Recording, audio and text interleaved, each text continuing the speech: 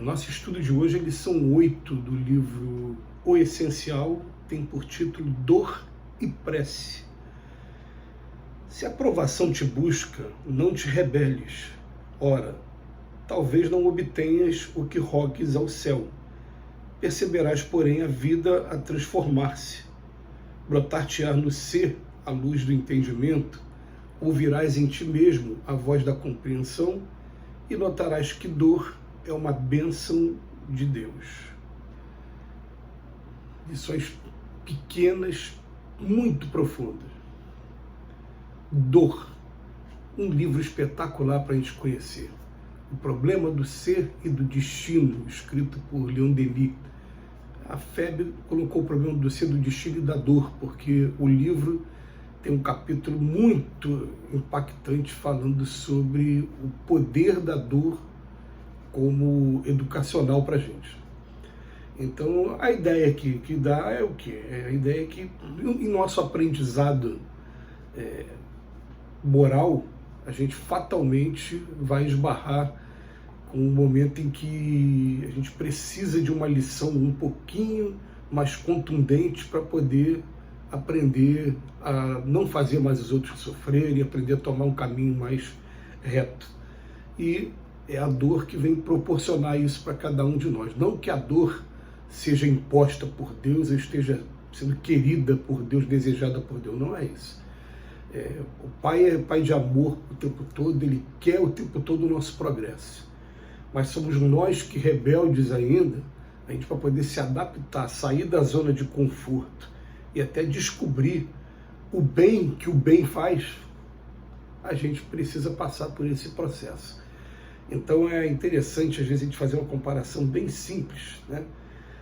Quando a gente está educando nossos filhos, naquele rodízio que a gente faz para ver quem vai lavar a louça, e quando cai o dia da pessoa lavar a louça, ela reclama, ela esperneia um pouco, né?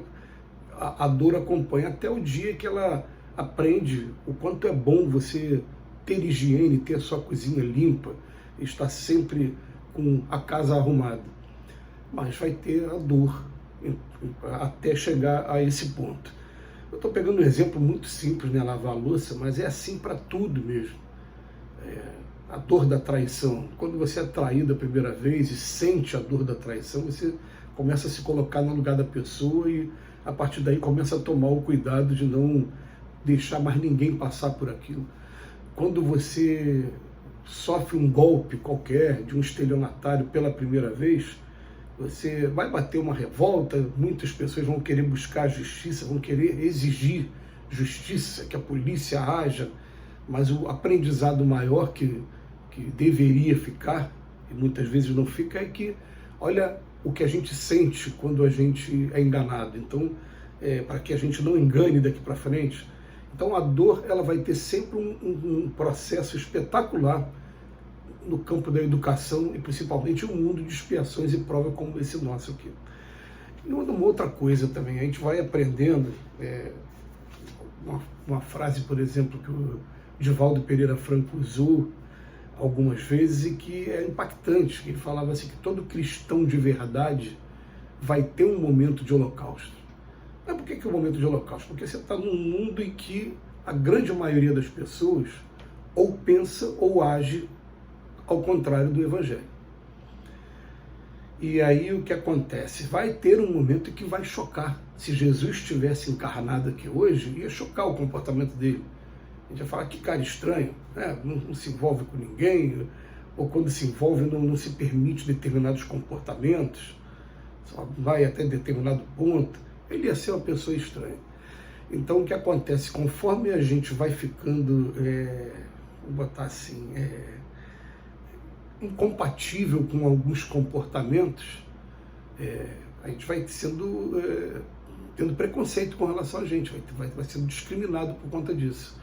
E a dor vai vir um dia. Então a gente entende sim o que o Divaldo diz, e principalmente porque Jesus mesmo afirmou que nesse mundo é necessário que haja um escândalo, mas ai daquele que provocar escândalo. Ele não falou que talvez você encontre escândalo, ele falou, não, é necessário que haja escândalo. Por que é necessário que haja escândalo? Porque todos nós aqui com os nossos defeitos naturais, a gente já provoca uns aos outros. Então, uma pessoa que é preguiçosa, de repente irrita aquele que trabalha muito. Uma pessoa que é muito honesta fica irritada com outro que fala uma mentirinha qualquer. A gente tem esse processo de escândalo mesmo aqui na Terra. Então, a dor, ela vai acontecer. Mas aí o Emmanuel vem pegar uma lição pequenininha para dizer para a gente o seguinte: na hora que a dor vier, qual é o melhor recurso para a dor? É a oração. Por que a oração? Porque a gente vai aprendendo que o nosso pensamento, ele é a principal forma de comunicação com os espíritos, com aqueles que já estão desencarnados. E existem espíritos que estão muito ligados a gente e que querem ajudar a gente. Eu falo espíritos no plural, porque na doutrina espírita a gente aprende que anjo da guarda é um só, mas a gente tem espíritos familiares também, que quando a gente está fazendo a nossa oração, eles estão também ouvindo, estão percebendo qual está sendo o meu desejo e qual está sendo a minha necessidade. E eles também vêm para o nosso lado com o amor que eles têm, com a dedicação que eles têm, eles vêm para cá, para o nosso lado, para nos ajudar. Então, quando a gente começa a fazer a oração, o Emmanuel até diz aqui na lição: olha, talvez você não obtenha o que rogues ao céu, mas você vai perceber a vida se transformar, porque vai começar a brotar na gente a luz do entendimento. E a gente vai começar a pensar assim: mas por que essa dor está acontecendo comigo? Aí a gente vai lá no Evangelho segundo o Espiritismo, no capítulo 5, Bem-aventurados aflitos, e vem lá, causas atuais das aflições. E Allan Kardec vai ser categórico em dizer: olha, a grande parte, a maior parte das aflições que a gente sente são consequências atuais. Um pouquinho mais de equilíbrio, falta de temperança fez com que a gente chegasse a um ponto de ter problemas. Foi o fato de você não cuidar do filho desde o primeiro momento e depois ficar reclamando que está tendo a ingratidão dos filhos. São os excessos de todos os gêneros que levou você a acabar com a sua saúde. Ele vem dizendo lá: a grande maioria das aflições que a gente sente são causas atuais. Quando não são causas anteriores. Quando a gente não sabe identificar, entender por que a gente está passando uma determinada coisa, a gente vai botar assim na cabeça, né? É o pai que está me fazendo passar por provação. E se é o pai que está fazendo, está permitindo, tudo acontece com a permissão dele, tem alguma razão. Mas por que tanta dor? Olha, provavelmente alguma coisa do passado que é bom, bem que a gente lembre, mas que pelo menos a gente vai aprender com a dor, vai solidificar aquele aprendizado, e daqui para frente a gente não vai fazer mais, ou a gente vai estar reparando algum mal que a gente fez no passado. A questão é a gente entender se tudo está acontecendo com a permissão de Deus. Tudo mesmo. A gente fazendo palestra no mês passado agora sobre suicídio por conta do mês de setembro, e teve uma pessoa que perguntou: não, mas aonde fica Deus? Por que Deus permite? E a gente falou: olha, uma das coisas que a gente aprende no estudo do suicídio é que você tem que aprender a respeitar o livre-arbítrio das pessoas. Eu fiquei me lamentando e até sofrendo um pouco com a morte de uma pessoa, de um menino, que a gente adotou esse menino, tentou ajudar esse menino, e ele acabou desencarnando com uma overdose, né, dessas drogas aí, sintéticas. E a informação que o Espírito trouxe para a gente: ó, ele precisava ser testado e ele que perdeu no teste dele. Se Deus não achasse que era a hora do teste dele, teria acontecido alguma coisa, teria dado dor de barriga dele, não teria saído de casa, alguma coisa teria acontecido para evitar que ele fosse para o teste. Mas se ele foi para o teste, é porque ele precisava passar pelo teste. Com relação a Deus, a gente não consegue ficar postergando essas oportunidades de trabalho, não. Então, vou botar uma coisa na cabeça: tudo acontece com a permissão de Deus.